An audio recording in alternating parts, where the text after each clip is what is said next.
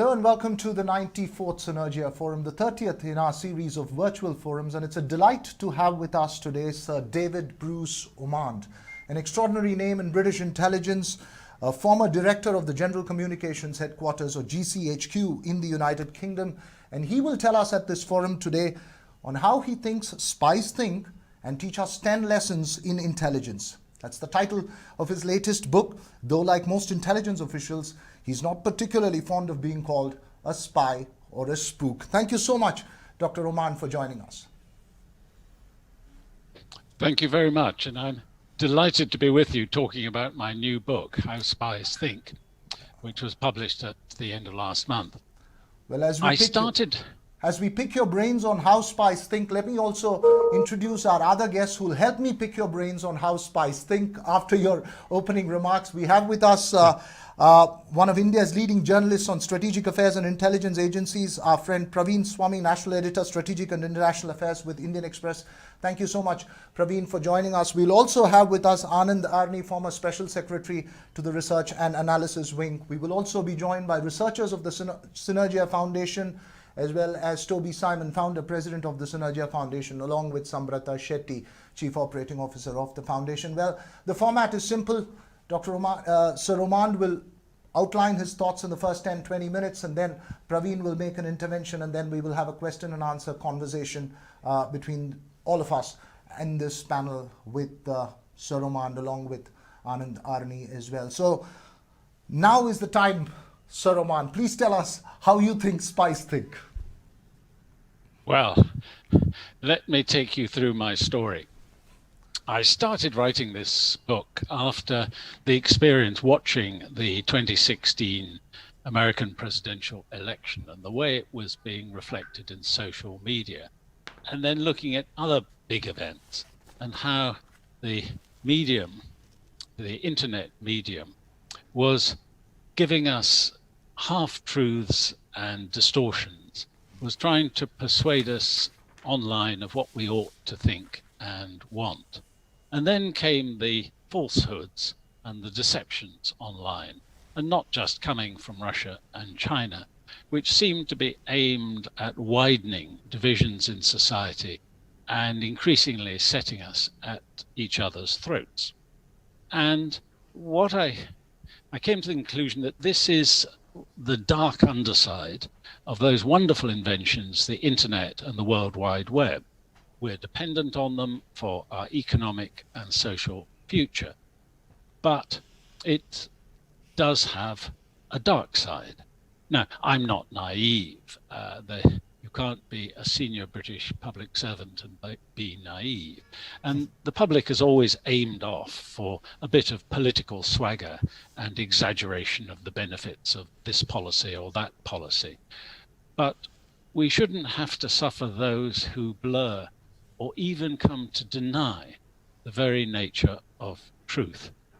There are just facts, not alternative facts. You can have alternative explanations of facts, a very different matter, and I'll talk about that in just a moment. But sticking to facts, we're now in a digital world where respecting the truth no longer seems as important as creating the desired online emotional impact. It's what the American Rand Corporation has called the spread of truth decay. I would like it to be true becomes, with constant repetition, well, it might be true. And that slides somehow into, well, for me, it's as good as true. Now, I spent 7 years as a member of Britain's Joint Intelligence Committee, watching intelligence analysts over the years reaching sound judgments, despite never having enough data, despite ambiguities in the data. And we can all learn from their methods and indeed from their mistakes, which they make from time to time. And we can acquire self-knowledge of the ways in which we're more likely to fall into error or to be deceived when we come up to make decisions. And that's as true of us as individuals or in business as it is for governments. In national security, in the United Kingdom, we take care to separate two kinds of thinking. We want the most impartial professional judgments possible, for example, from the Joint Intelligence Committee.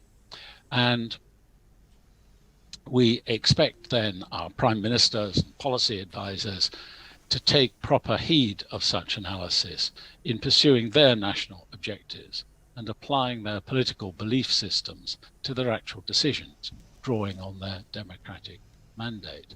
The problem comes when you try and put these two together.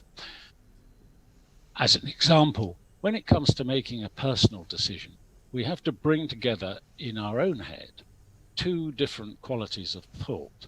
On the one hand, rational analysis of the situation we're in and the options that are open to us, and on the other hand, our ambitions for what we want to achieve by our decision, or what outcomes we might fear and wish to avoid. Both kinds of thought are necessary. One is dispassionate and the other is passionate. One is what is, and the values-driven what ought to be. And if we're going to make sound decisions, we've got to balance these. And what I've observed is that in recent years, the emotional side has tended to seep across to infect the rational part of the analysis and to dominate it. It's getting harder in the age of social media, like the ancient Indian chariot or ratha pulled by two horses. If one horse begins to dominate and go off in one direction, then a crash is inevitable. And the problem today is that the emotional side has too much weight and is even subtly beginning to drive the rational analysis. And of course, when you go online, we all know, you can't assume that what you find there is objective evidence. It's emotionally manipulative, it's contradictory, and sometimes it's deliberately false, and from more sources than ever. And that's as true about preparing to make choices in the polling booth as it would be choices made on an dating site. And I remind the book why so much of that online content is working at an emotional rather than a rational level. It's the toxic combination of the business model of the internet combined with our own human psychological vulnerability when we're online. And we're targeted with the political messages that the algorithms have revealed are most likely to trigger our emotional response. And sometimes without our even realizing how we're being manipulated within our filter bubbles, as they're called. So the internet is thus shaping our reality. It's not just a reflection of it. And it's why autocratic states like Russia and China can use their censored internets to control their population. So the question I'm addressing really in the book is, what do we need to know to take solid, evidence-based decisions? The very purpose of human intelligence is to improve our decisions by reducing our ignorance of what we face. And secret intelligence is achieving that purpose in respect of information that others, dictators, terrorists, and criminals, don't want us to have. So if you take that approach, in the book I say there are probably 4 outputs from using intelligence sensibly that can reduce the ignorance of the decision maker. And together they form what I've called the SEES, S-E-E-S, SEES model of intelligence, providing those 4 essential outputs to the decision maker: situational awareness, explanation, estimation, and strategic notice. Situational awareness is the starting point. It comes from accessing data about what's actually happening on the ground or in cyberspace. And it helps answer the questions that start with what, when, and where. And obviously we do need reliable, consistent situational awareness of what we face before we move on to argue about which policy choices we may have over what to do about a situation. The British intelligence community has put significant effort into building digital systems to provide better situational awareness of the activity of malign actors. the hostile autocrats, the terrorists, narcotics and human traffickers, cyber gangs, and so on, all intent on doing things that will harm us, and incidentally, going to great lengths to prevent us knowing what they're up to. But just collecting data on suspects is not enough. It was drummed into me in theory of statistics classes at Cambridge many years ago. Correlation is not causation. So if the first lesson of intelligence is that our knowledge of the world is always fragmentary and incomplete and sometimes wrong, the second lesson is that data needs explanation. Even established facts are capable of multiple interpretations. Every defense barrister and defense lawyer recognizes this. Was the reason the accused fingerprints were found on the fragments of a petrol bomb thrown at the police during a riot because he threw it? Or was it just an old bottle the mob spotted as they passed the rubbish bin outside his house? The barristers will supply the jury with the narrative that fits their case. Explanation is therefore the second output of my model, needed to support good decisions, answering questions about how and why, and sometimes who, particularly, of course, as you try to attribute a cyber attack, and asking, is this a coincidence in the data, or is it a sign of some wider malign design? The problem is that our choice of explanation can be easily swayed by our unconscious feelings. We're liable to choose the explanation that best fits our preconceptions, not to say prejudices. Intelligence analysts are trained to test alternative explanations against the data, and they're looking for the explanation with the least evidence against it, not necessarily the one with the most in its favor, since if you look hard enough, you can always find some evidence that appears to support an argument. But it would only take one solid piece of contrary evidence to knock down an explanation. Explanation in international affairs is hard. You need access to background knowledge and foreign language skills and history and geography and psychology, current affairs and so on. And it often boils down to assessing the motivation behind some observed act. But with a sound evidence-based explanation, you can be confident to move on to the third output, which is estimation.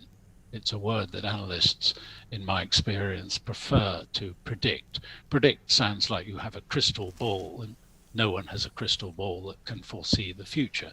But you can estimate how things might work out by taking sensible assumptions and making those assumptions clear. The third lesson in intelligence, therefore, is that you need a good explanatory model, not just sufficient data. And those, if you have both of those, the basic situational awareness, and you've got a good explanation, then you can start to answer vital questions about what's likely to happen next if we do or we do not adopt a particular policy or act in a particular way. Finally, experience teaches us that whilst everyone's focused on the decision in hand, something unexpected will come along and hit us on the back of the head.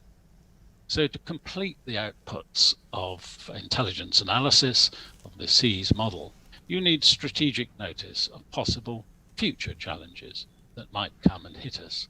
And that helps the contingency planners answering important questions of the how could we best prepare for whatever might appear next type, or even how could we preempt this risk so that it never comes to test us. Most of the information needed to provide strategic notice can be found in open sources, but sometimes you may need sensitive secret intelligence to underpin it. So my fourth lesson in intelligence is that if you devote effort to acquiring strategic notice and you use it, you don't have to be so surprised by surprise itself. And COVID-19, the coronavirus, is a very good example of that. where we all did have strategic notice of the likelihood that at some point a disease like that would jump the species barrier and would come and infect the human population.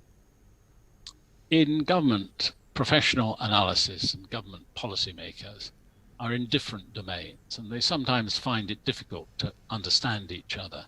And the processes of analysis can seem a bit abstract, remote from the media-dominated world of the politician. But the analysts too often see policy being driven by what I would describe as magical thinking, believing that the objective will be obtained without checking that the real world mechanisms and resources are on the ground capable of securing it. And this is an issue we'll clearly all face as we move on to vaccination against COVID-19. Sometimes you can have specific warning failures that fall into the cracks between adequate foreknowledge on the one hand and precautionary action on the other. It's like hearing but not listening. And it's often because the professionals and the policymakers have failed sufficiently to probe each other's position. I've learnt over the years that the answers you'll get from professionals does depend on the question you ask. One of the advantages of using this SEAS model of rational assessment is that each of the outputs can suffer from rather different problems, and that makes errors easier to uncover. So the second part of the book is really about how you uncover errors in thinking, preferably before you've taken your decision. My fifth lesson in intelligence is it's our own demons that are most likely to mislead us. And what I mean by that is that we are emotional beings. It is all too easy to imagine that we are seeing what we want to see rather than what we need to see. Groupthink affects any work group. Transferred judgments, imagining that an adversary will assess the situation in the same way as we do. These are all commonplace in the intelligence world and well understood, but need to be thought about in business and indeed when we come to major personal decisions. The final part of the book, which I'll just mention, is really if you've absorbed the rational model of thinking, if you've also absorbed how it is you might fall into error and you're aware of that, then you can go on to apply it successfully. And so in that final part of the book, I look, for example, at negotiation. How do you best achieve lasting results from negotiation, whether it's buying a car or whether it's negotiating an arms control treaty? The principles are the same. And I look at the question of partnerships, long-term partnerships. What is it that makes long-term partnerships actually last? And the answer is in the one word, I think, trustworthiness. And then the final lesson in intelligence is a reminder that the digital world is still full of dangers as well as opportunities. And it's the reminder that the threats from subversion online now come in digital form and with digital amplification. And I suggest in the book some ways in which we can all learn how to stay safe as well as sane online, and in particular how to protect our democracy in a digital world that's ruled more by emotional than reasoned responses. Let me stop there. There's a great deal more, but it will be really good to discuss some of these ideas with Praveen and the others. Yeah, fascinating.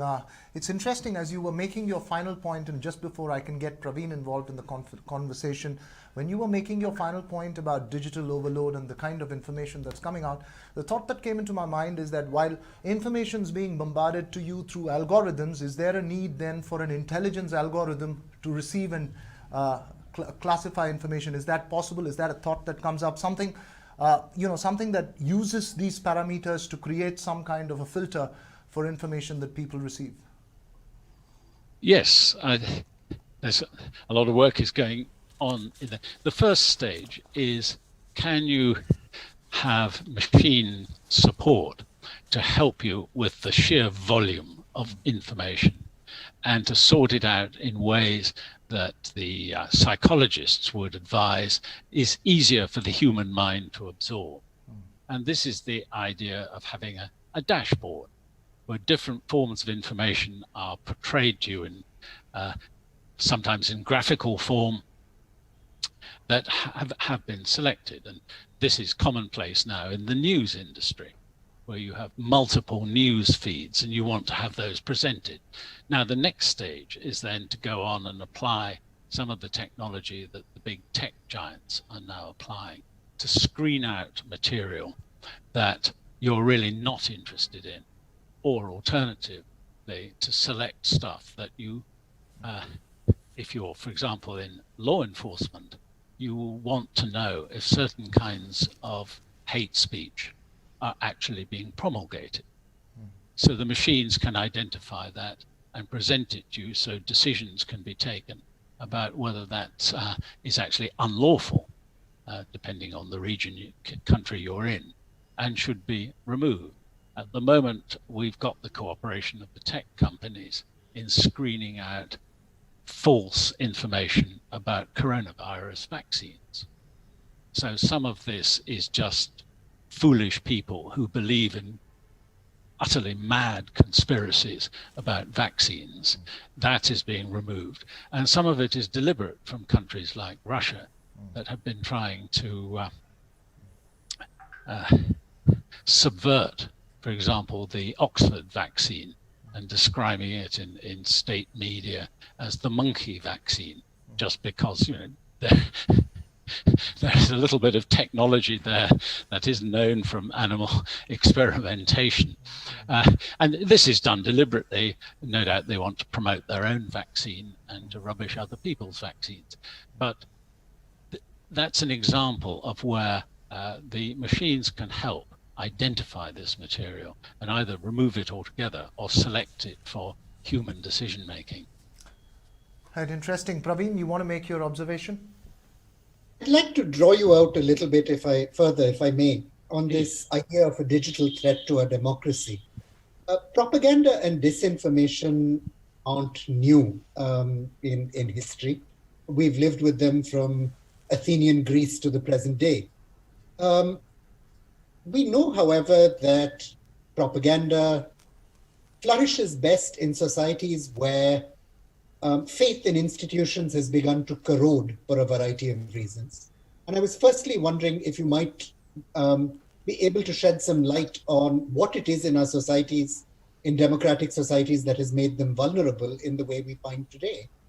And secondly, whether the internet is merely an additional medium for the propagation of propaganda, or whether there is something fundamentally different about the internet, about our digital age, that poses a higher magnitude of risk, as it were, to our polities.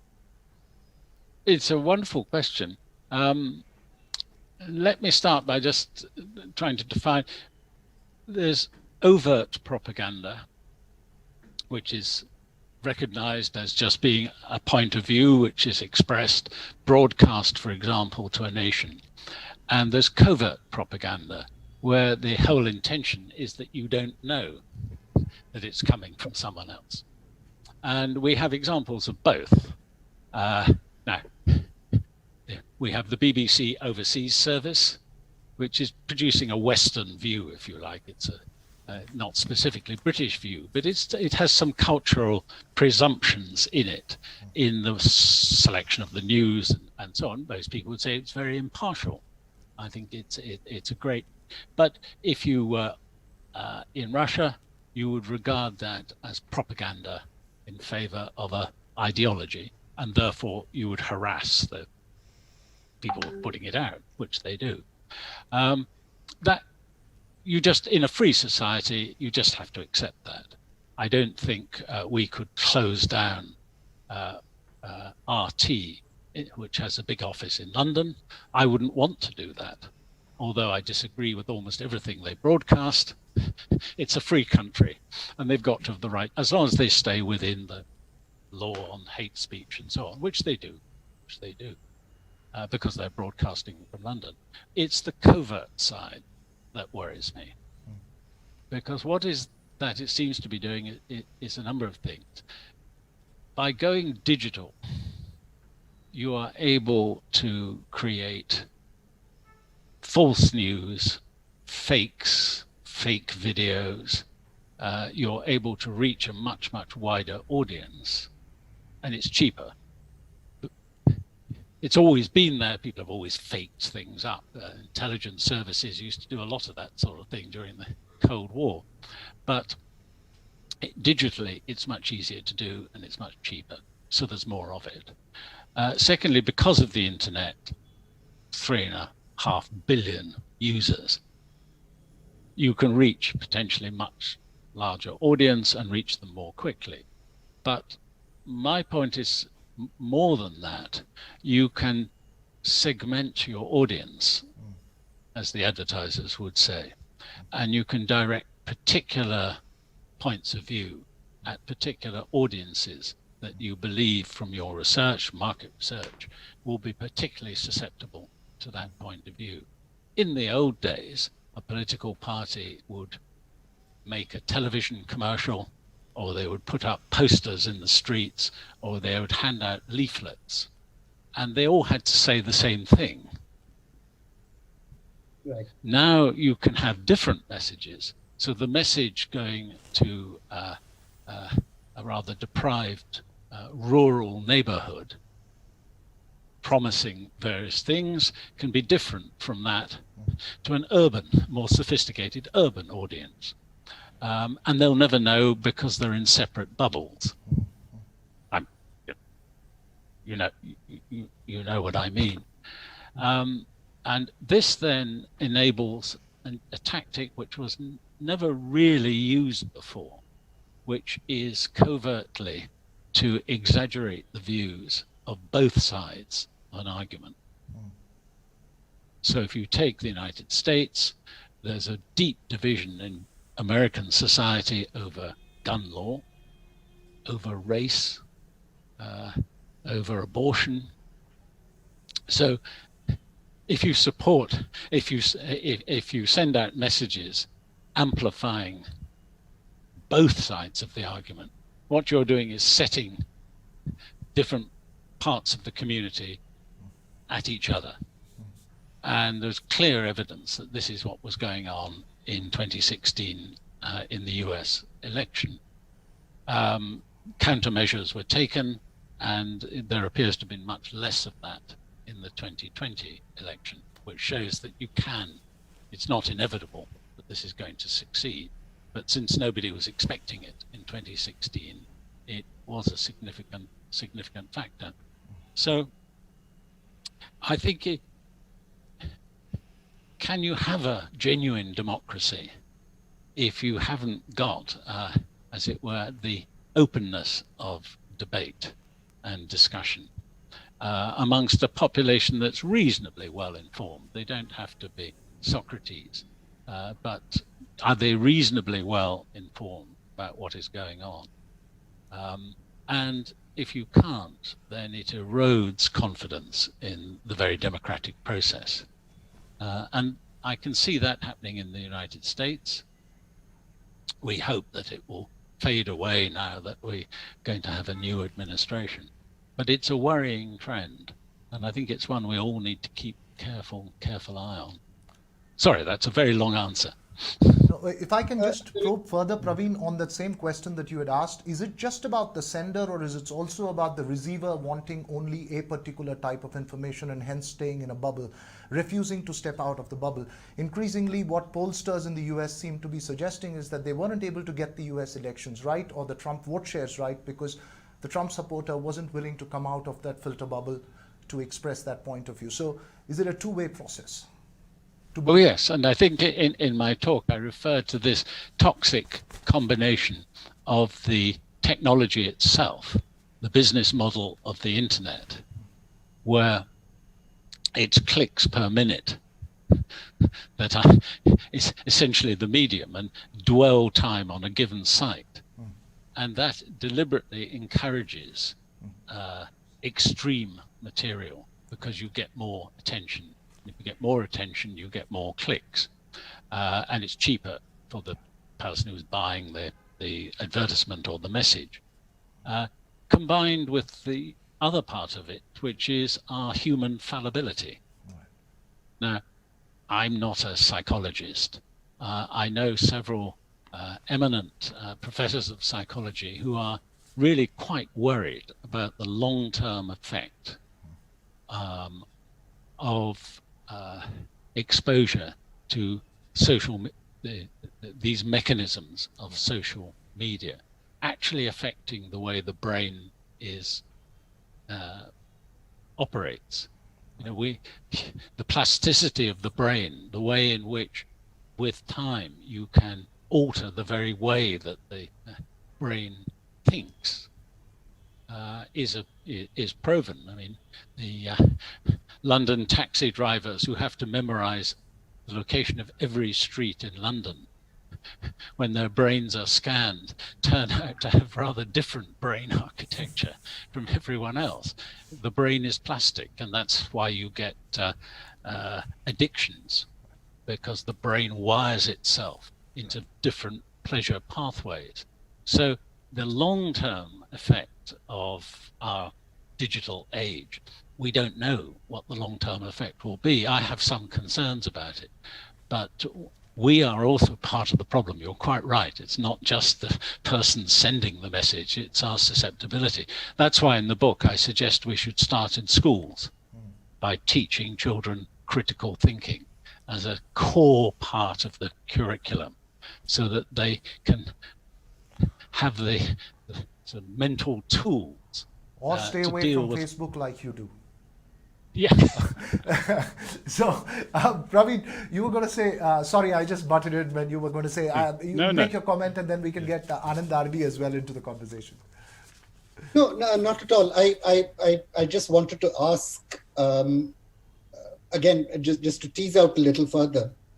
We've had through history examples of this kind of propaganda succeeding spectacularly. The Peloponnesian Wars on to the rise of National Socialism have all been driven by these enormous gusts of emotion that you speak of. I was wondering what the answer to this is. Does it lie purely in regulation of content and of technology?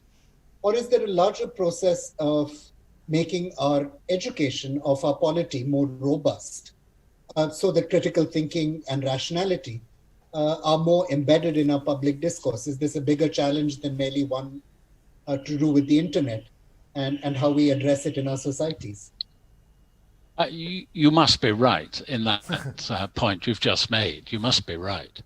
But I think you have to take into account that it's a bigger problem than it used to be because of the nature of the digital medium. And we are completely dependent on it. And it's a wonderful thing. And it gives anyone, any of the 3.5 billion users, access to the world's knowledge. You know, with a couple of clicks, you can have access which would have been unthinkable in previous eras. And that's, you know, that's wonderful. That's an occasion for hope. But I do worry about whether you can have a genuine democracy if it is all being reduced to the level of debate which you see in, I won't say Facebook, because that's a better example than many of the sites which are around, which are revealing, if you like, the lowest common denominator of human behavior and thinking, and the language which is used, which you would never dream of using, I think, face to face, but which people are prepared to put out online. And of course, all of that can be exploited from outside the country by somebody who wants to distract the government, create problems. You also mentioned another issue, which I'm not competent to judge really, which is the loss of deference in authority. And that seems to be a global phenomenon. And I think it's probably driven rather like the Trump base in the United States, driven because people feel left behind. They feel that what they used to look on as a vehicle for progress, for economic growth, for their family income rising, for educational opportunities, better health care, all the things which they might have hoped for. It hasn't worked out that way for quite a lot of people. And there's a high degree of resentment that they've been neglected by government. And in a number of European countries, and including in the United Kingdom, this has been quite a factor. Right. Well, watch it. We've got Facebook News that's launched, I believe, in the UK already, and it's going to go worldwide. We'll see what the impact of that. Anand Arni, sir, do you want to make an observation? Good evening, Sir David. Good evening, everybody else. I've been actually on the other side, so probably part of the problem rather than the solution in many ways, in propagating different views, alternate truths, if you will. That's the honest admission that's required on social media. Yeah. I won't go beyond that, but anyway.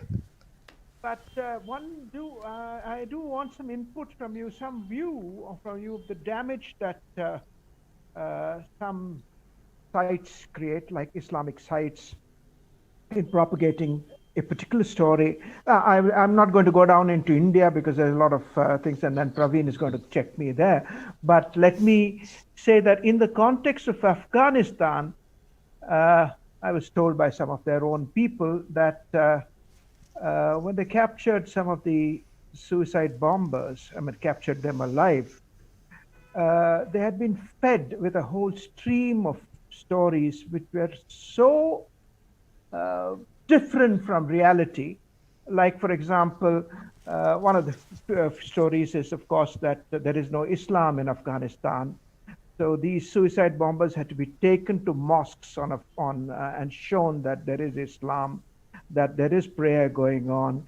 Then they were also fed that the American, British, they're particularly worried about the British presence rather than the American presence, that the British have taken over, I think, so that to be taken into the streets of Kabul and shown around that there are there are no white men around, Those are the stories. What do we do? What do professionals like people who follow in your footsteps and my footsteps have to do? How do we do this, tackle this? Well, it's a very, very pertinent question because it's happening as we speak. Perhaps in answer, I could just highlight two things. One is that there is a role for governments in actively fighting back. You don't have to suffer let's call them extremist jihadist propaganda. It's now been admitted, if that's the word, by the British government that my old department, GCHQ, fought a covert war against the Islamic State online to make it extremely hard for the Islamic State to get its propaganda, its beheading videos, its atrocity videos, its recruiting material actually through to the British public, and made it just hard by hacking in to their servers. They were using various mechanisms. Now, that's the thin end of a wedge. Would you want that sort of activity other than against such an obvious antisocial target. But that's one answer.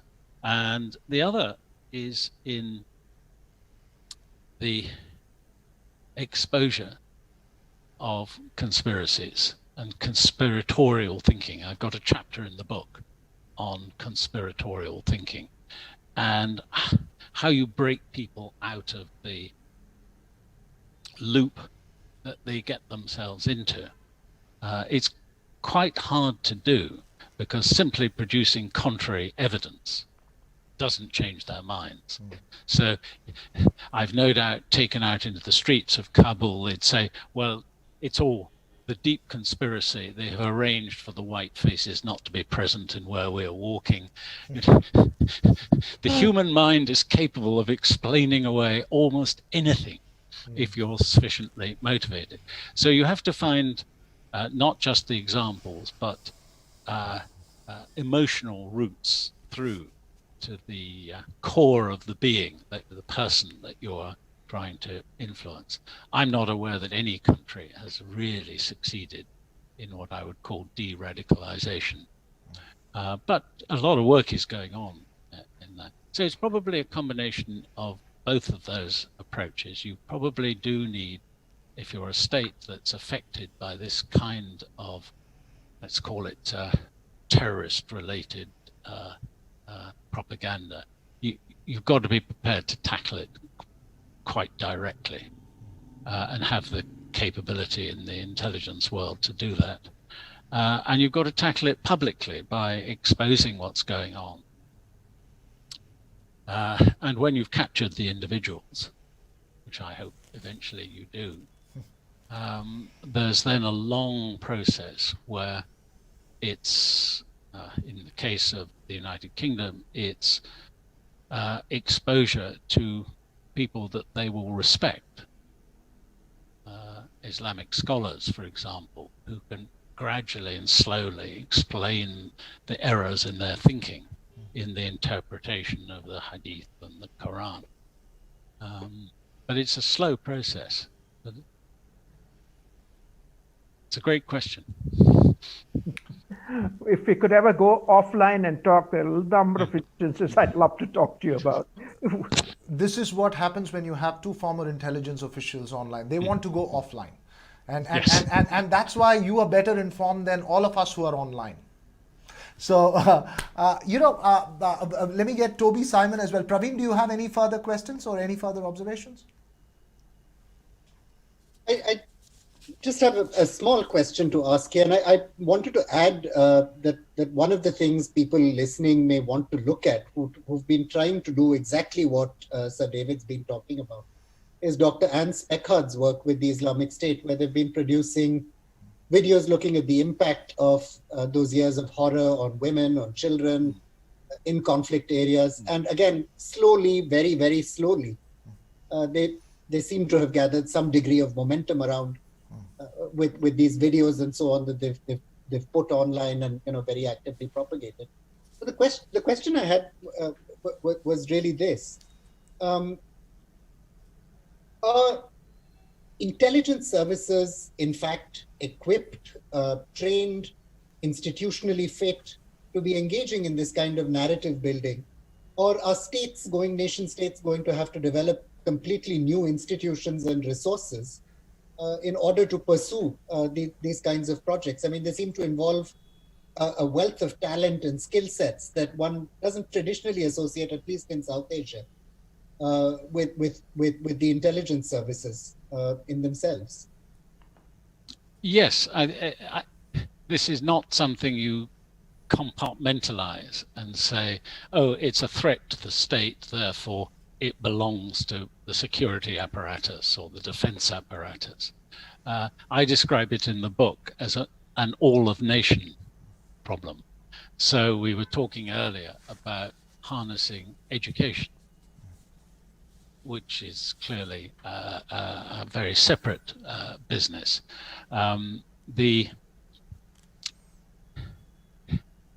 The intelligence agencies have a specialized part to play, particularly in relation to detecting covert activity.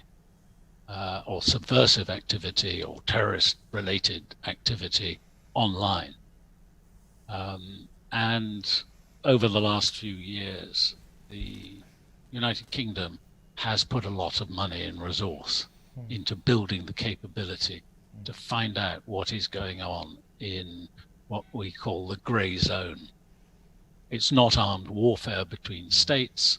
I'm very confident that in NATO, the NATO alliance, no one's going to launch an armed attack on the NATO alliance, but you can attack it below that threshold and undermine confidence in it, and we see that going on. And the same is true in other parts of the world as well.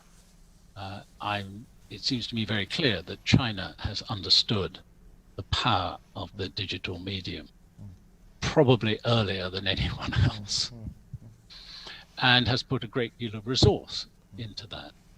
Now, if that is simply used for commercial purposes, that's one thing.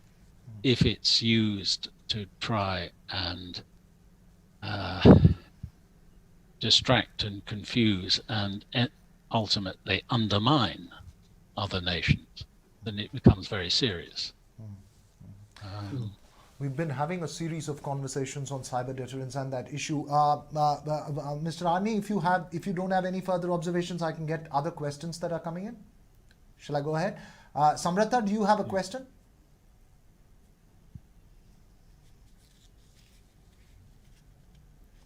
Good evening, everyone. My question is to you, Sir Omand. Do human intelligence assets in foreign soil remain as important as they were a few decades ago? Has their role been redefined by technology, cyber surveillance, and other open information platforms? Yeah, you're not the first person to ask that question. And I'll give the answer I usually give, which will not satisfy you. But essentially, in some areas of statecraft where you have to explain the actions of another state or another group, there is nothing to beat having human intelligence that gives you an insight into the motivations of the leaders of that state or that group. It's difficult to obtain. It's dangerous. You may not have that when you need it most. But if you do have it, and in the book, I cite the case of Oleg Gordievsky of the KGB, who was instrumental as a MI6 agent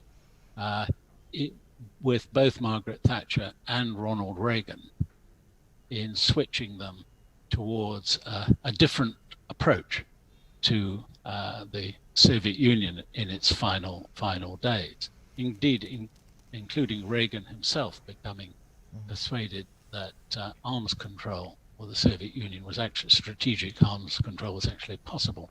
So that is rare, but extremely valuable. On the other hand, if you are thinking about trying to deal with the rising tide of online criminal activity, if you're looking at terrorism, then nowadays I would say you have to invest quite heavily in digital intelligence, because that's where you find out about people, their movements, where they're staying, their contacts, their communications. And the final observation I'd make is that in the old days, I call them that, it's when I started my career, in the old days, it would be quite a good thing to recruit a junior member of some of the diplomatic service, shall we say, of some adversary country. Nowadays, you probably wouldn't bother. Nowadays, you would say, actually, what is much more useful would be to recruit somebody who has access to the computer networks of the adversary. Right. You think about the impact of Edward Snowden, who was a contractor working for the National Security Agency. He had enormous access Nobody had ever heard of him. He was in the basement. He was the technician. Now, that kind of human recruitment nowadays is probably as important for intelligence agencies than the third secretary in some diplomatic mission somewhere. So, the world changes, but human intelligence remains, although it's changed slightly in its form, it remains extremely important. I think I'll stop there. I don't want to be tempted into any other details. And the fact that algorithms have no language, they can be in Mandarin or in English.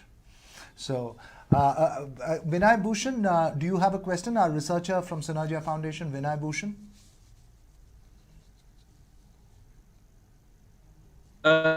Yes, thank you, Veer Raghav. Mr. Oman, my question to you is regarding the lack of a legally binding I'm sorry, you'll have to say that bit again. You seem to be having a poor internet there, Vinay. Acceptable definition of terrorism. Now, the Indian government has been active. Am I audible now? Yes, now you are. Yes. Vinay. You will have to repeat your question. Yes. Thank you, Veera. Mr. Oman, my question to you is regarding the lack of a legally binding, universally acceptable definition of terrorism. The Indian government has been working hard to arrive at one. Now, how does this lack of a legally binding, universally acceptable definition of terrorism affect the kind of work that you've been doing all these decades? Well, you probably know the same article that I remember from years back of the 193 separate definitions globally of terrorism. It has proved very difficult. The United Nations has not been able to resolve this because what is one person's freedom fighter is another person's terrorist.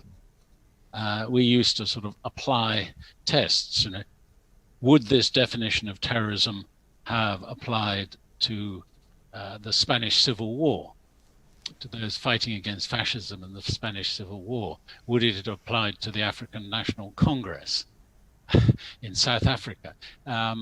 Very difficult. And indeed, thinking of the British experience with independence movements.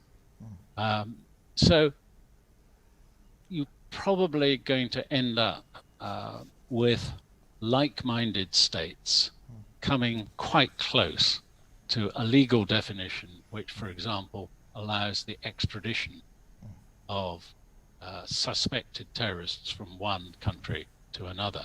We arrived at that within the European Union, although there are different views within the different European Union countries. At least some years ago, we did come to that conclusion. But there are going to be some countries, Iran, for example, where they may, as with espionage, take a very different definition of what is regarded as a state secret, for example, which is why we still have the same problem with espionage. There's no internationally defined term for espionage, but every country makes espionage a domestic criminal offense to conduct it domestically against that country, but we don't have an international definition.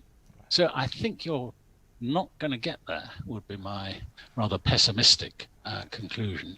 But does it really matter, as long as the countries that you want to work with, in partnership with, have a domestic legislation which has equivalent effect, even if the words are slightly different? I mean, British legislation talks about putting people in fear, for example, which is an effect that I think everyone can recognize.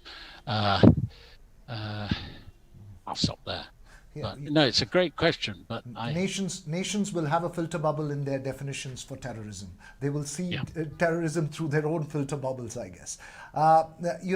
We've got the last 5 minutes of this conversation left. I just want to get Toby Simon in for his quick remarks and then a couple of final questions. Toby? Yeah.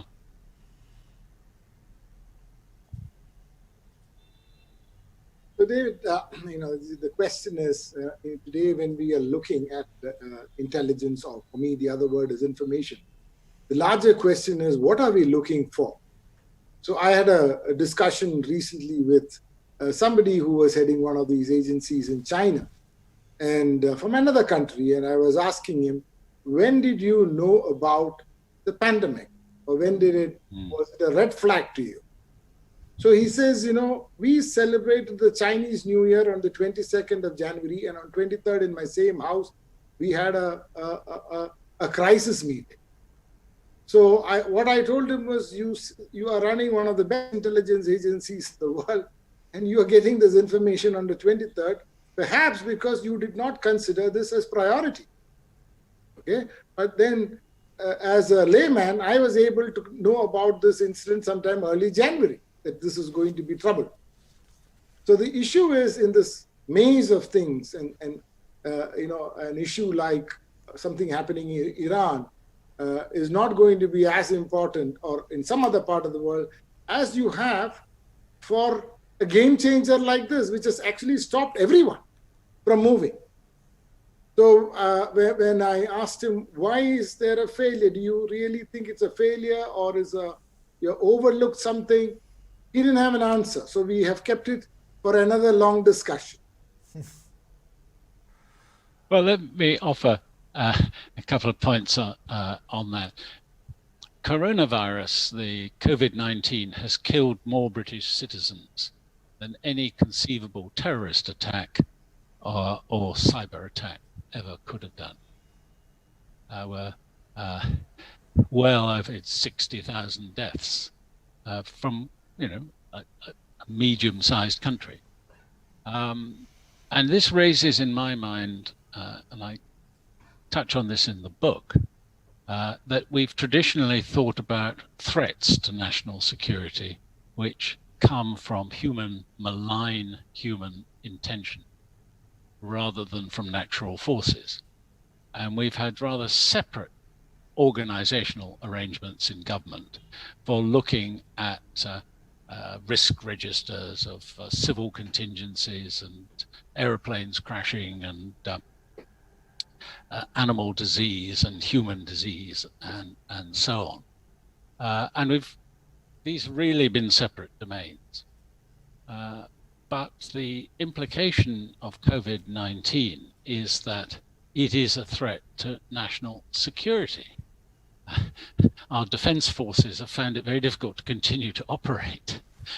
Imagine a submarine at sea where if one person gets ill, you're in real trouble. So you have to quarantine the whole submarine, before it goes to sea. These sorts of examples. And whether we ought to try and bring some of this together so that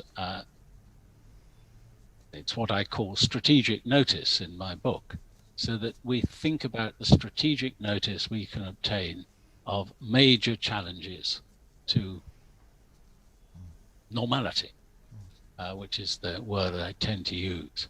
So some of them are malign because there's a threat from a hostile force like a terrorist organization or a rogue government.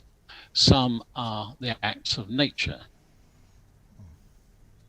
and some are somewhere in between.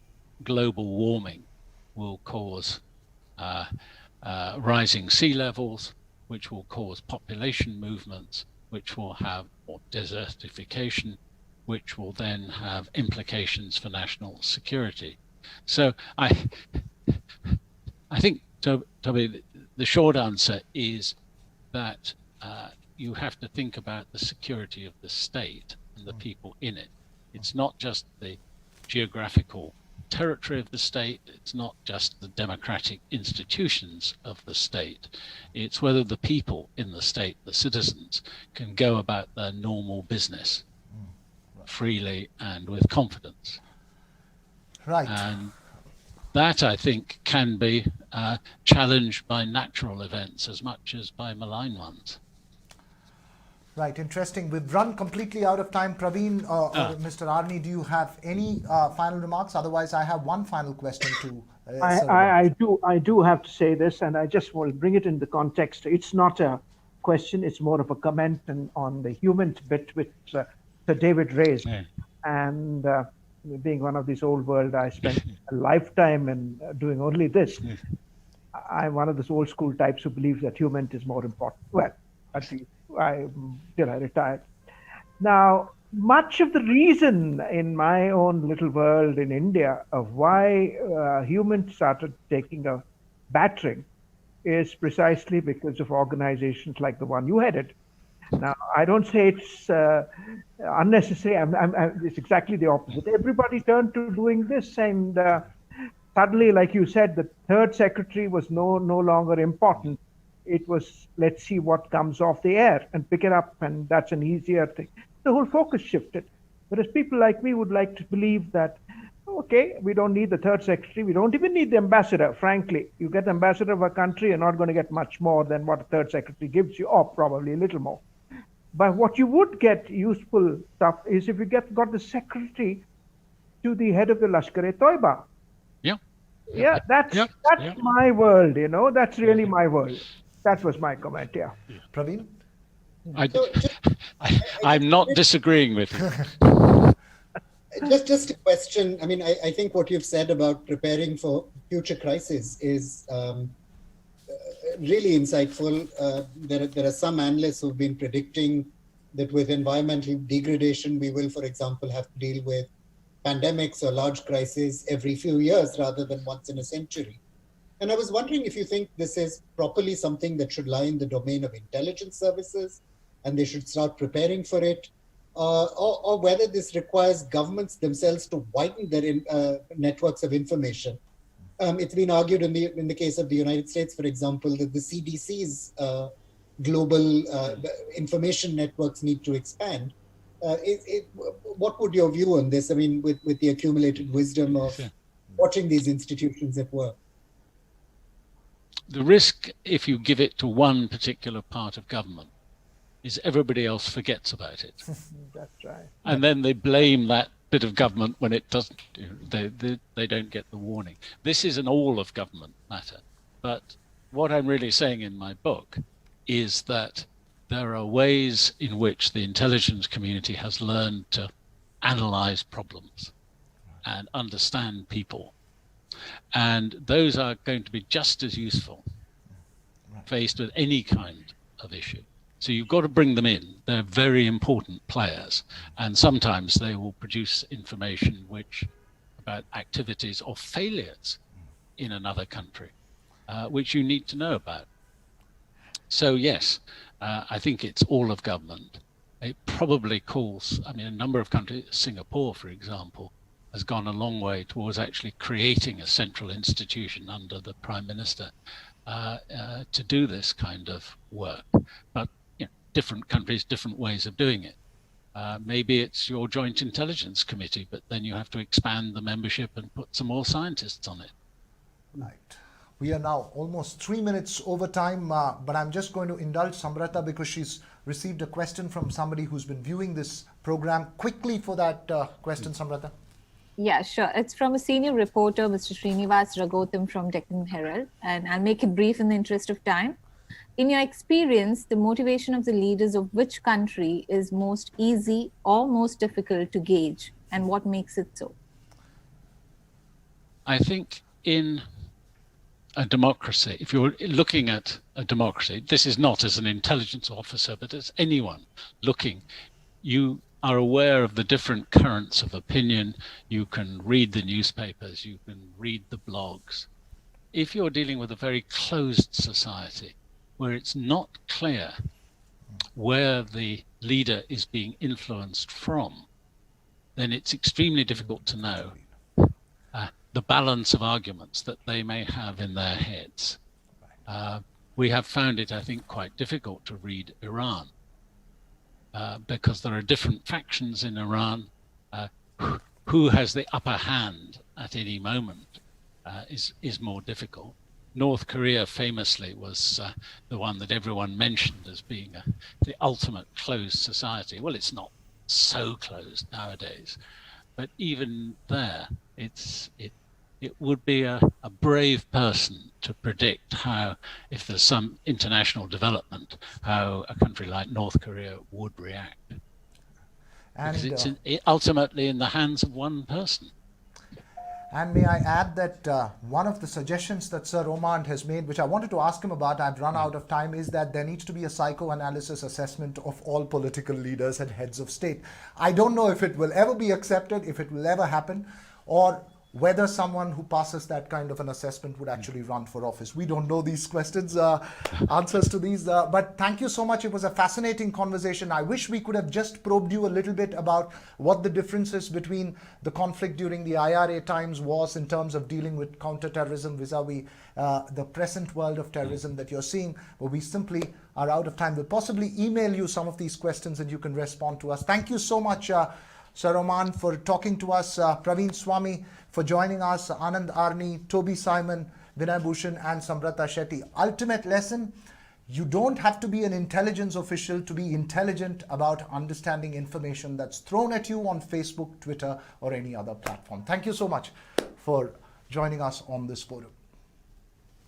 Thank you very much. Thank you, everybody. Thank you.